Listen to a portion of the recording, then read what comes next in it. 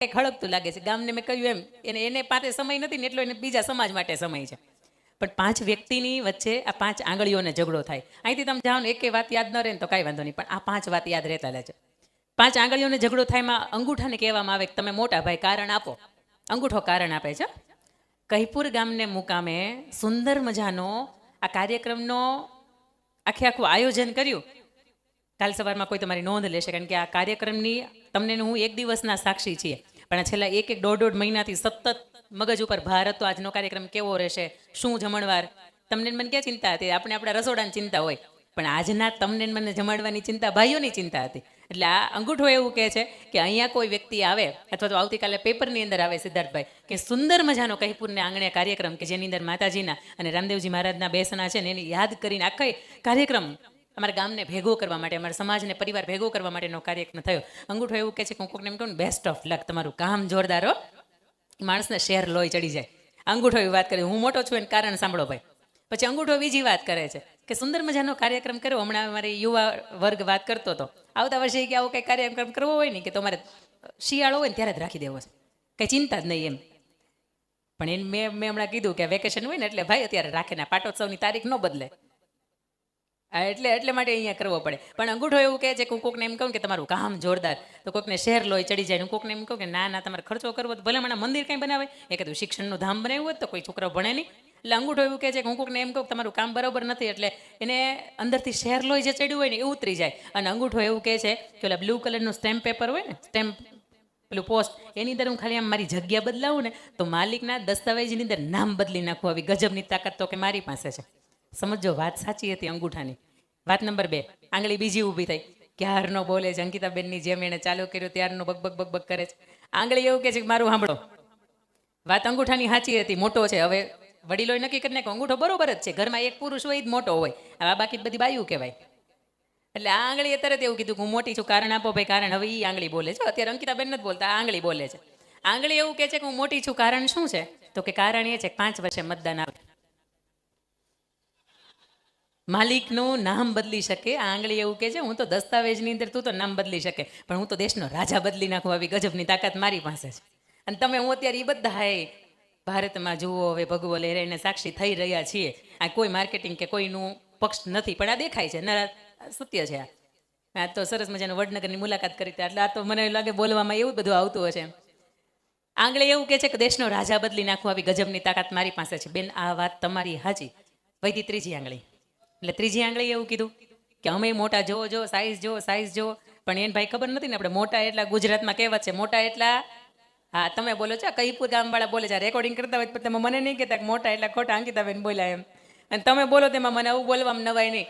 ઘણા હોય આપણી આસપાસ, આપણા કુટુંબની અંદર, આપણા સંબંધીઓની અંદર ઘણા એવા હોય કે તારે અડધી રાતે જરૂર પડતી હતી મને કહે છે ને, હું ઊભો જ છું, અને પછી તમે એને ફોન કરો ને તો શું થાય ખબર છે? કંપનીવાળા એવું કહે ને નંબર છે ને 6 મહિના પહેલાં બંધ થઈ ગયો છે.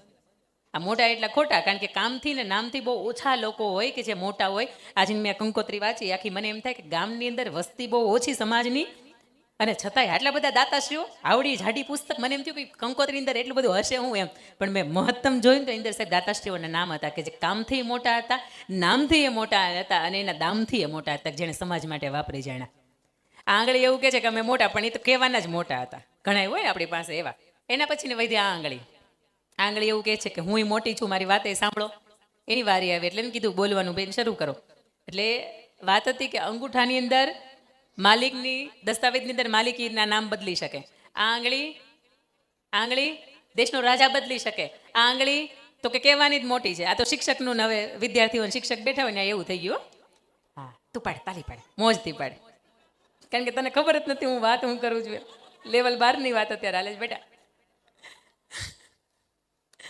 આંગળી એવું કહે છે મોટા એટલા ખોટા. આ આંગળી એવું કહે છે કે દેશનો રાજા તો બદલી શકે, પણ આવતીકાલે ઓલી શપથવિધિ છે ને બંગાળની અંદર, આવીને વાત પાછી, શપથવિધિ ન થાય જ્યાં સુધી એની તિલક વિધિ ન થાય ત્યાં સુધી માણસ એનું કામ કરી શકે નહીં. તમે કોઈ પણ શુભ કાર્યની શરૂઆત કરો, કોઈ પણ જગ્યાએ તમે પ્રવેશ કરો એટલે સૌથી પહેલાં તમારું તિલકનું કામ કરે, કારણ કે તમારી અહીંયા બુદ્ધિ હોય, અને બુદ્ધિની અંદર તમારું ચક્ર હોય કે જેનું આપણે પૂજન કરવા માટે તિલક કરતા હોય. આ તિલકની વાત નીકળી છે ને એટલે મારે અહીંયા કહેવું છે કે યુવા વર્ગ જો બેઠો હોય ને, અને જેના કપાળની અંદર તિલક નથી ને, તો 2 હાથ જોડીને તમારી નાની બેન સમજીને મને સમજજો.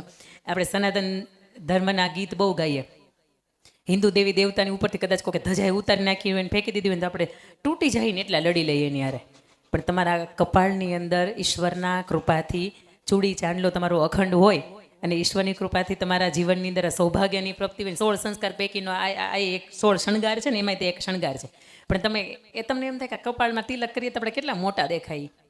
અરે ભલે ને મોટા દેખાય, આપણે નાના દેખાય ને છાવું જ ક્યાં. પાર્લરવાળા હોય આપણને નાના કરી દે, પણ કપાળની અંદર તિલકનું અસ્તિત્વ રાખજો. કારણ કે સાહેબ તમે તિલક માત્ર શણગાર માટે નથી કરતા, તમે તમારા બુદ્ધિના પૂજન માટે તિલક કરો છો. અને બુદ્ધિનું જે માણસ રોજ તિલક કરતું હોય ને પૂજન કરતું હોય ને એની બુદ્ધિ કોઈ દિવસ દુર્ગતિ તરફ ન જાય, એની સદગતિ તરફ જ એની બુદ્ધિ ચાલે, એને સારા જ વિચારો આવે. એટલે આંગળી એવું કહે છે કે જ્યાં સુધી એની તિલક વિધિ ન થાય ત્યાં સુધી એ કામ ન કરી શકે. આંગળી એવું કહે છે મારું અખંડ મહત્વ છે. અને વૈધી બિચારી ટચલી આંગળી નાના બાળકોને જેવી, જો એને કાંઈ ફેર પડે, કાંઈ ફેર ન પડે. તમને મને ફેર પડે, બાજુવાળાની યાર બોલવું હોય તો આપણે વિચાર આવે કે બેન આપણી સામું જોઈને બોલશે, આપણે નથી બોલવું એમ. પણ વૈધી ટચલી આંગળી એવું કહે છે કે મને મારું નામ તો આપવા દે, હું કદાચ મોટી હાલી જાઉં અઠે ગઠે. ઓબામા આવ્યા હતા ને એક વખત ભારતના પ્રવાસે હતા, તો એને પૂછ્યું કે તમારો આ ડેમ છે એ કેવી રીતે ચાલે? તો કોઈક માણસ એવું કે અઠે ગઠે.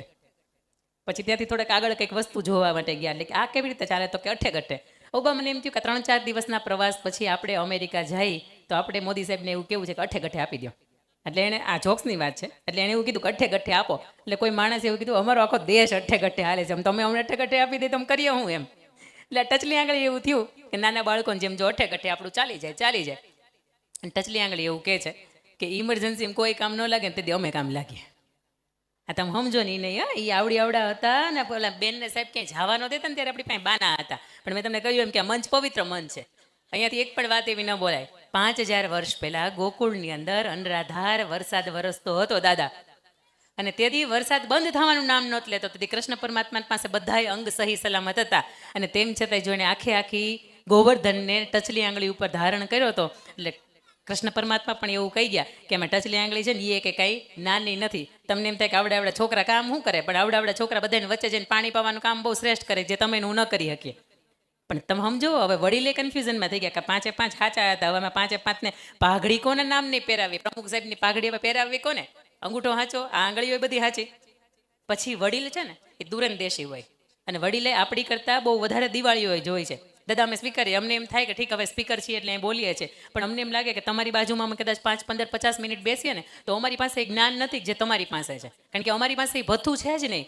અમારી પાસે આ 32 વર્ષની ઉંમરમાં એ દુનિયા જોઈ જ ન શક્યા, એ અનુભવ જ નથી થયા જેટલે તમને 60-65 વર્ષની ઉંમરે થયા દાદા. બરોબર છે આ વાત?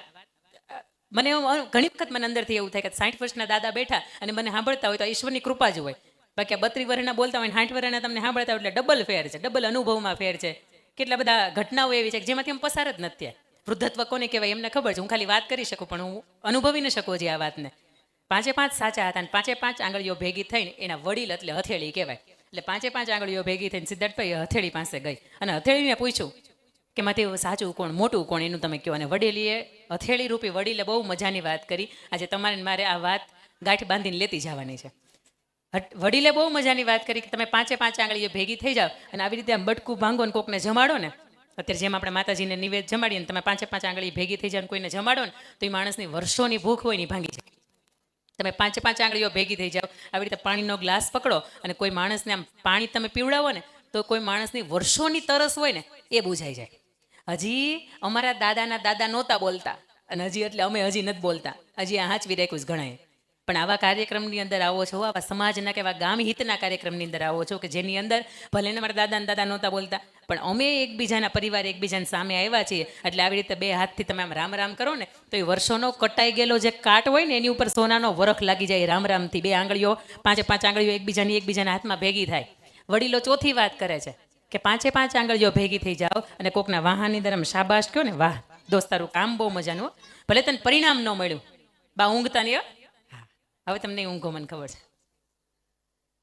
મજાની વાત કરી વડીલોએ ચોથી કે તમે કોકના વાહાની અંદર આમ શાબાશી આપો, કોકની ફીટ થાબડો કે તારું દોસ્ત કામ બહુ મજાનું, તે આખું વર્ષ મહેનત કરી, ભલે 10માં તને રિઝલ્ટ ન મળ્યું હોય કાંઈ વાંધો નહીં, પછીની વાત છે, પણ તારી મહેનત બહુ મજાની હતી.